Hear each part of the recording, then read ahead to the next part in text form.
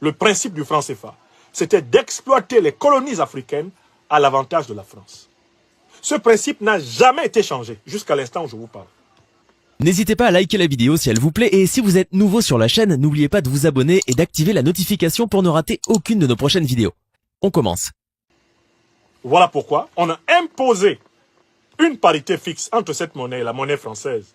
Aujourd'hui, la monnaie française, c'est l'euro. Et on a imposé une condition incroyable dans l'histoire monétaire mondiale. C'est que les Africains, pendant plus de 40 ans de leur existence comme État supposément indépendant, laissaient toutes leurs réserves de change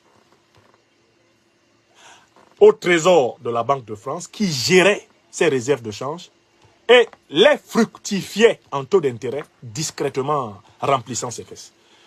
L'argent des Africains, celui qu'ils gagnent en vendant des richesses au monde entier, cet argent était stocké dans les banques françaises.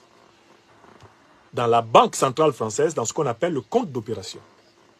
Et lorsqu'un pays africain est déficitaire, la puissance française prend l'argent des pays excédentaires. Avec l'argent des pays excédentaires, elle prête de l'argent aux pays déficitaires avec taux d'intérêt.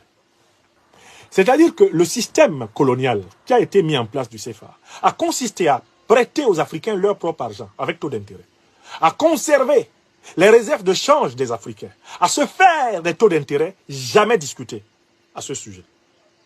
Donc, en réalité, cette monnaie a été faite pour une exploitation asymétrique permanente de l'Afrique.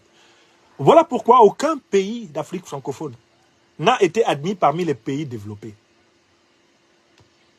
En 64 ans de franc CFA, aucun pays de la zone CFA n'est entré dans le cercle des pays développés. Parce que le système monétaire mis en place depuis la période coloniale avait pour but de maintenir ces pays dans l'économie brute, c'est-à-dire l'économie d'extraction, de prédation, l'économie de prélèvement des matières premières, leur interdire une pleine industrialisation, afin d'obliger les mêmes pays à acheter les produits finis qui sont fabriqués avec leurs matières brutes, 10 fois, 20 fois, 30 fois plus cher. Et par conséquent, obliger ces pays, pour vivre, à être obligés de s'endetter.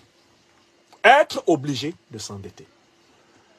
Parce que quand je t'impose de brader tes ressources naturelles, quand en plus je transforme tes ressources naturelles en produits finis et que je t'impose des prix exorbitants, des produits finis faits avec tes ressources naturelles, merci à toi, Fernandez Boy. Quand je t'impose d'acheter des produits finis que j'ai fabriqués avec tes ressources naturelles, or, en réalité, j'ai vérifié que tu n'as pas d'argent, tu n'as pas assez d'argent pour acheter ces produits finis, alors je crée une dette. Je t'endette pour te permettre de consommer les produits finis que je produis. Mais je pars du principe que jamais tu ne pourras rembourser la dette. Et que par conséquent, jamais tu ne pourras t'industrialiser, produire des produits finis et me concurrencer. Voilà le principe. Voilà le principe du franc CFA.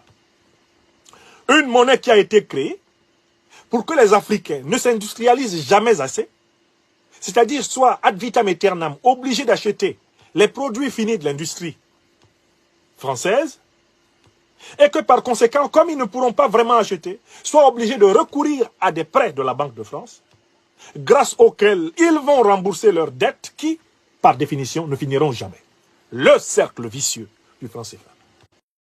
Des dévaluations que vous avez observées. Que signifient les dévaluations? Ce sont des ajustements conformes aux intérêts de la France, ayant pour but de maintenir la relation coloniale structurelle. Votre monnaie doit nous profiter avant vous. Votre monnaie doit nous profiter avant vous. Donc nous ajustons d'autorité depuis Paris votre monnaie. Et nous chargeons quelques valets africains, soi-disant à la tête des banques centrales d'Afrique centrale, ou des banques centrales d'Afrique de l'Ouest, ou des banques centrales de l'océan Indien. Nous les chargeons d'appliquer nos décisions en présence d'un administrateur néocolonial qui les surveille en permanence. Nous conservons même le privilège de contrôler la masse monétaire de vos pays. Et c'est nous qui vous faisons crédit de votre propre argent. Nous empruntons l'argent des uns pour le prêter aux autres avec intérêt. Nous faisons déposer 100%, puis 50% de vos réserves de change dans nos coffres forts, nous les déclarons dans notre budget national et nous les fructifions en spéculant sur votre argent sur les marchés financiers mondiaux. C'est ça le franc CFA. Franc des colonies françaises d'Afrique. C'est une arnaque inouïe. Inouïe. Et il n'y a que des Africains qui détestent l'Afrique, qui ont pu accepter de se soumettre à cette monnaie. Mieux, qui ont pu la défendre. Il faut détester son peuple pour accepter pendant 64 ans un tel haut fait de braquage économique, de spoliation et de prédation. Partout dans l'Afrique libérée,